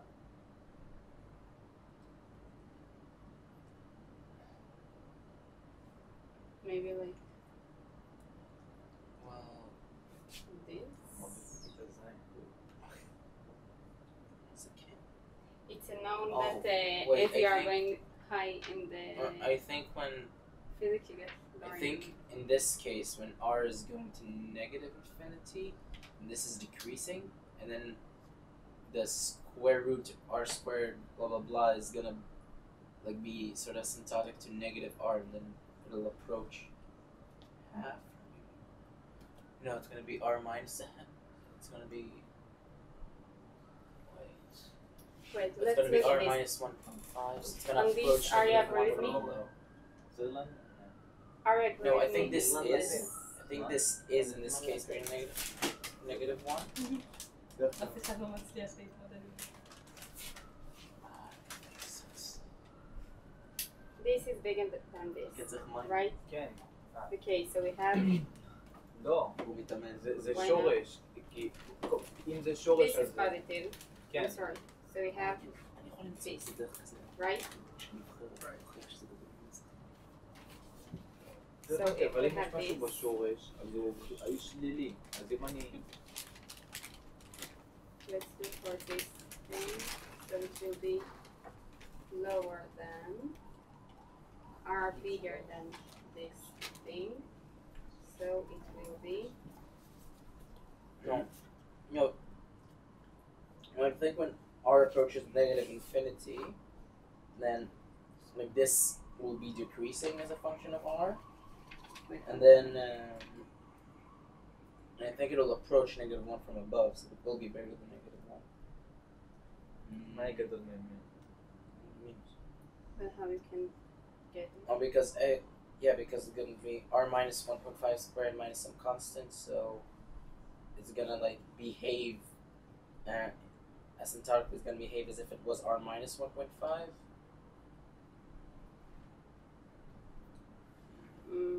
But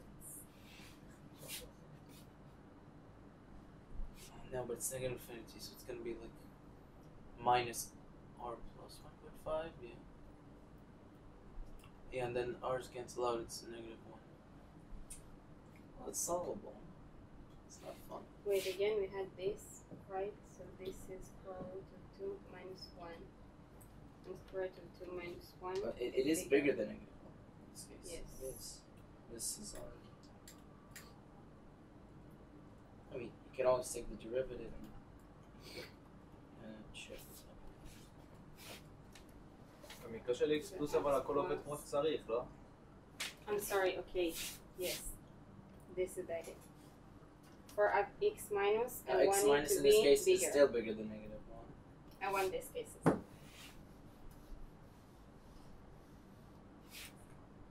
Well, this is the plus. Yes, this is the plus. זה x פלוס, No, X the minus is plus also for negative. x plus, I want it to be lower. What's going on? No. Well, in this case, x minus is bigger than negative 1. x פלוס זה לא... I want x plus.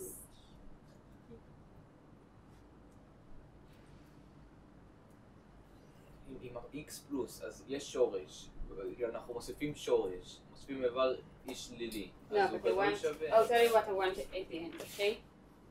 At the end we have this function. It looks like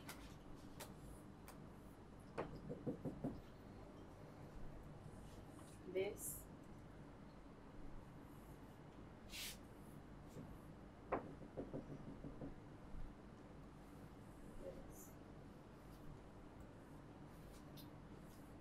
Also, in that case, is actually pretty complete.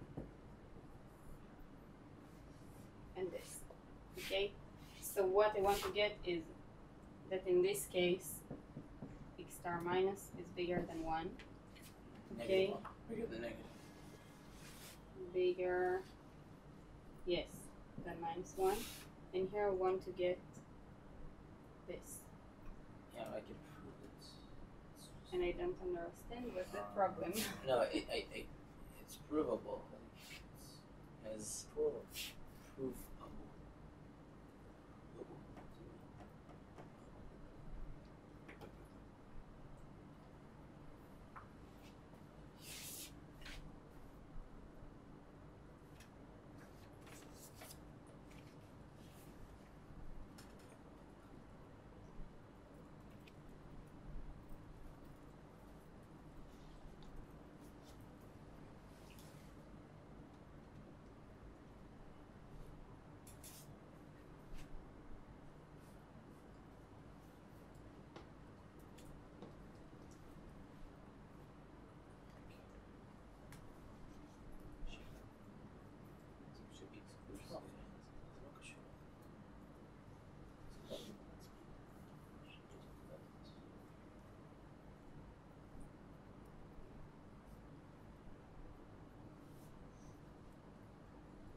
x מינוס גדול מ-x פלוס?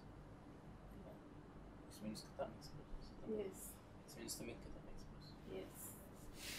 הוא רוצה ש-x מינוס יהיה גדול ממינוס 1. כן, לא, כי אז, לא, אם x מינוס גדול ממינוס 1 אז בהכרח גם x פלוס גדול ממינוס 1. אז תבוא ש-x פלוס יהיה קטן ממינוס 1. well, maybe we'll just accept the drawing and move on.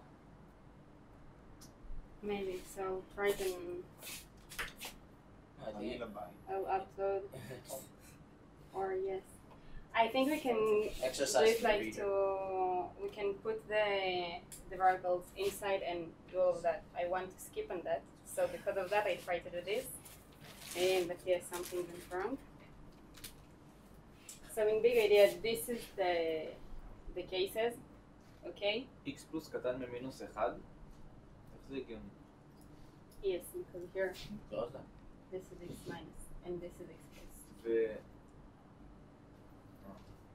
ו-x מינוס גדול ממינוס 1? Yes. But this is in different cases. Okay, here this is when R is between R1 and R2. This is when R is lower. And this is in this case. Right? No outside.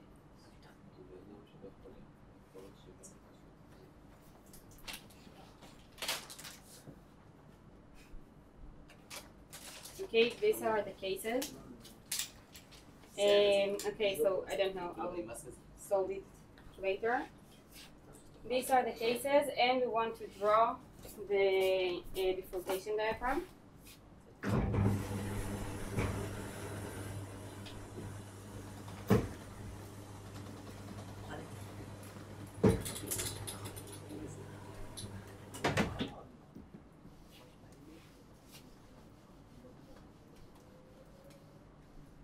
Okay, so the bifurcation diagram, we have R and X. We have R1 that's equal to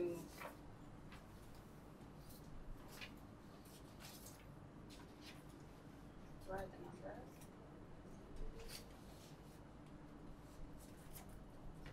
R1 equal to 0.086 and R2 is 2.9. Okay, we have two cases of fixed point that appear and disappear, right? So we have which type of bifurcation? What's it called? Not trans. Great, not Saddle. sudden lobe. Yes. Saddle node. So we have two cases of sudden lobe bifurcation. So one will be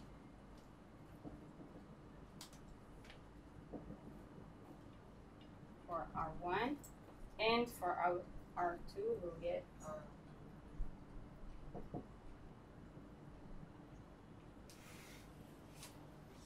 okay. Questions why? Well, wouldn't they be like for R bigger than R2? Wouldn't they be sort of below -1? Below, yes, actually, the bifurcation. this, I mean, where exactly the zero? Yeah, the zero is like somewhere Yes, above. yes. I can draw it like this, actually, למה זה saddle node? with some. Why is sudden node? Because we have two fixed points that collide and disappear. Okay, we had here two.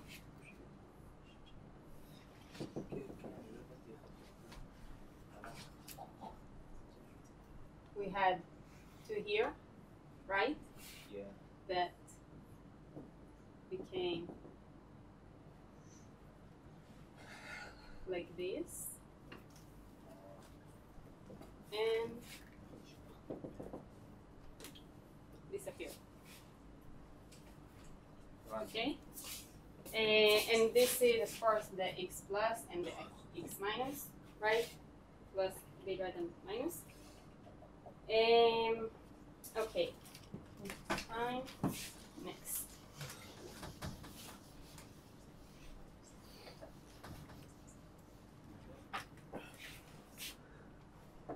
Three, one. Scroll down. Laser.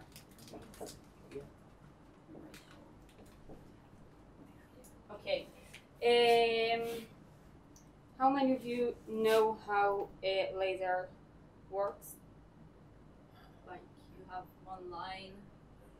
and Yeah, what do you mean by With the resonance cavity and Yes. Okay. So people who don't know, you can just don't listen for all the physics.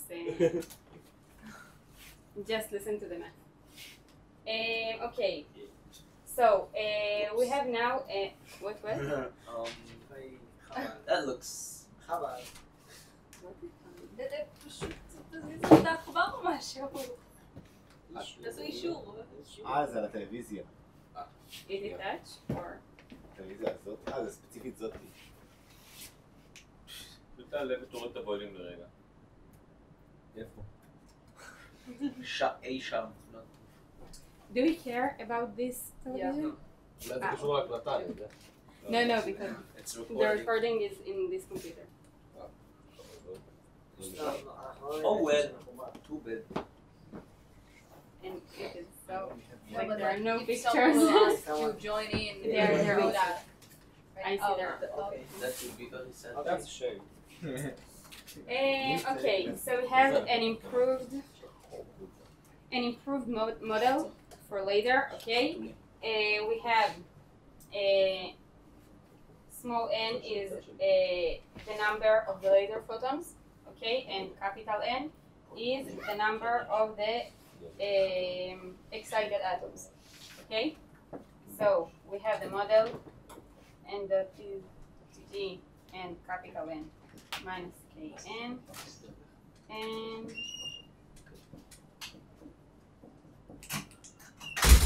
okay, who are the parameters? G is the gain coefficient. K is the decay rate due to the loss of the photons by the resonator, okay, and F is the decay rate for spontaneous emission, and P is the pump spring. Okay, and so all the parameters are positive except P. Okay, that can be positive and negative. How Okay, can you, A. how physically can you keep subtract energy from the system? You know later? כאילו, So או לפעמים להוסיף מתח או לעורר דברים, אבל איך... pumping, you pump the atoms, and then How you photons are. unpump? איך כאילו אתה יכול לעשות תהליך הפוך מלא...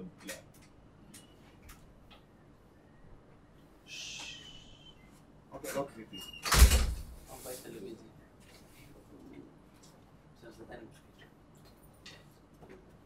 I think there is. אוקיי, לא קריטי. Yes. Okay, A.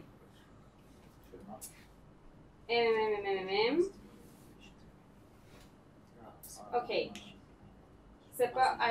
I read it from here, okay, instead of right. Okay, so suppose that N relaxes much more rapidly than N, so it gets so capital N, okay, get to some resonance. So we can say that N dot is like 0. Okay.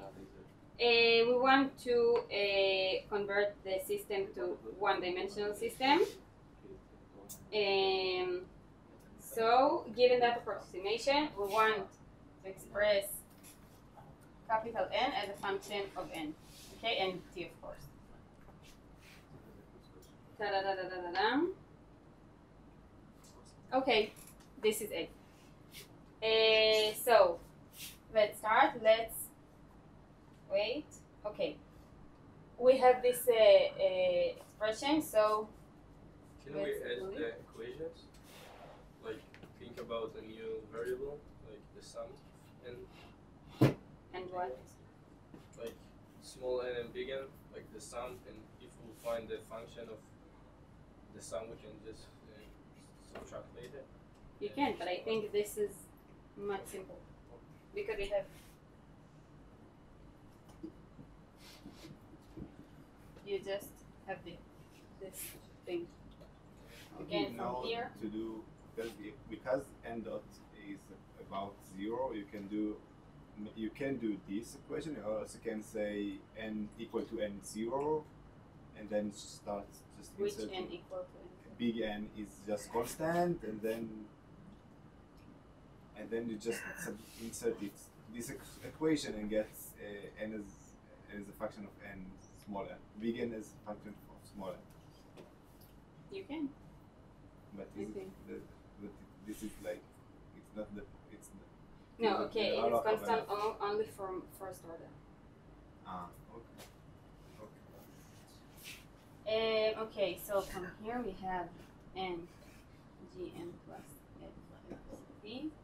So n equal to p over gn plus f. Okay, we got a. Ta-da-da. I'm sorry, we need to finish to get a one-dimensional problem. So let's put it inside. N dot equal gn p over gn plus f minus kn. So n dot equal g pn over gn plus f minus k. Okay, one-dimensional system.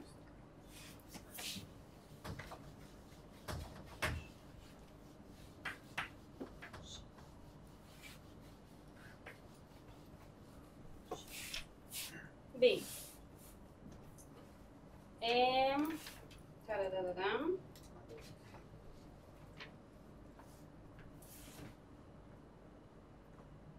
Okay, we want to find the fixed point and to see that there is some critical P.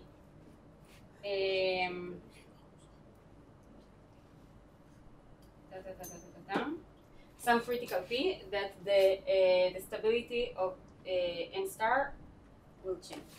Okay, so first let's find it.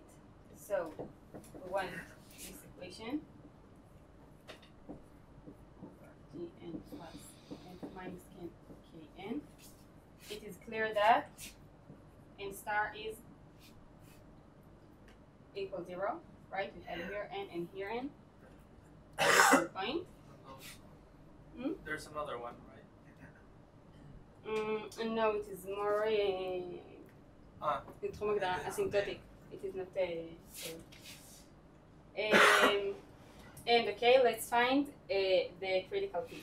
So find out n is gp gn plus f minus gn over minus k. We want it to be 0, right? Okay. We can do this, right? So we have f equals k gn plus f squared.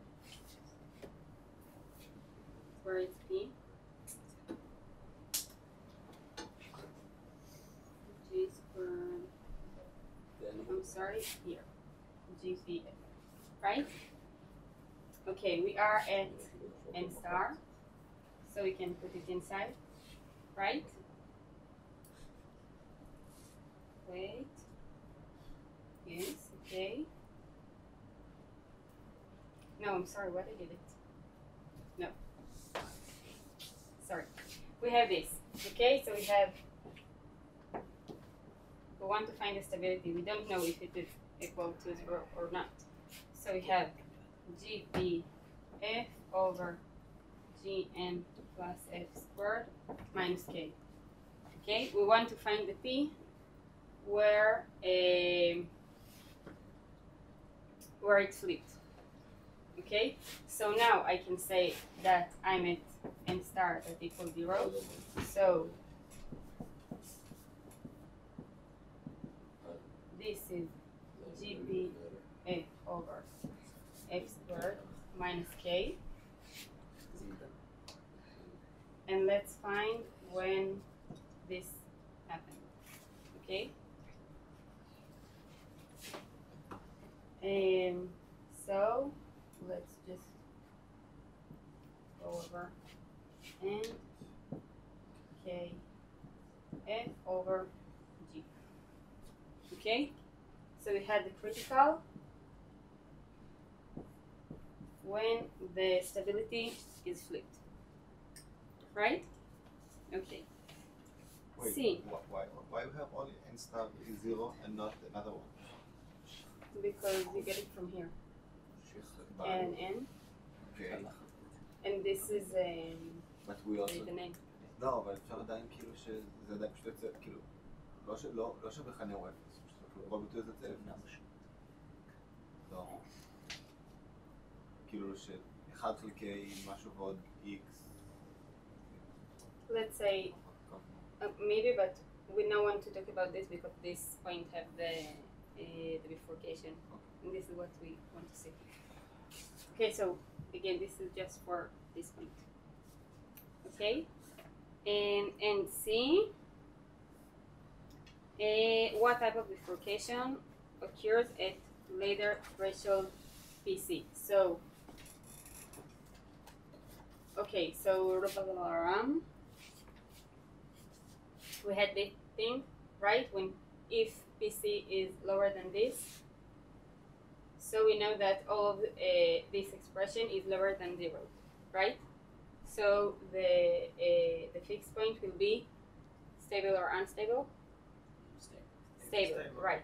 And if it will be bigger, so what will happen? Unstable. Right. So we have stable that became to unstable.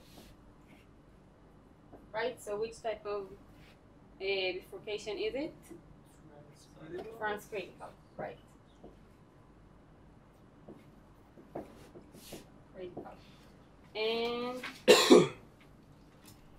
we have another time? No.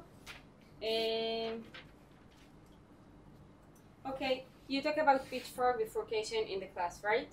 Yes. Okay, do you want that I will do a short exercise about it, or you're fine with it? Can you maybe upload it to the Moodle?